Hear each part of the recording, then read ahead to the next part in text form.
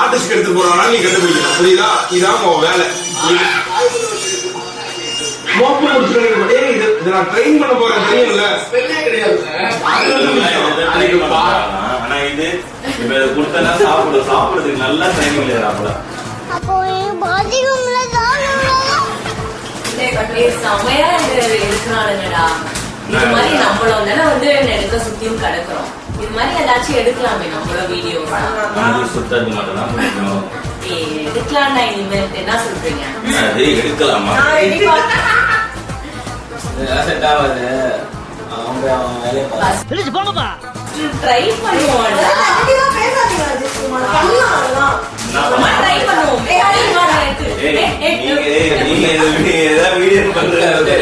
பண்ணுவோம்.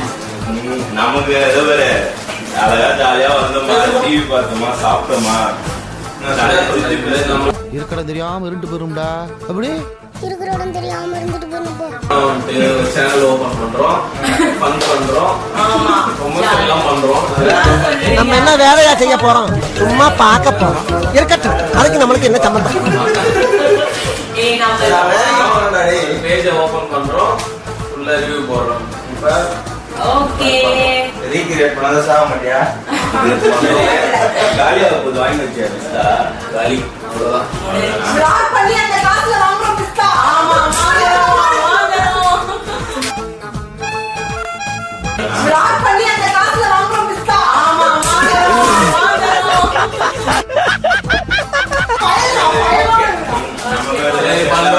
All the best. உங்க இவங்க எல்லாரும் தான் பண்றோம். இனிமேல் ஃபுல்லா கண்டென்ட் தான். இனிமேல் ஸ்விமிங் பூல் போனாலும் சரி, ரெசார்ட் போனாலும் சரி, சாப்பிட போனாலும் எல்லாமே ஜாலியா.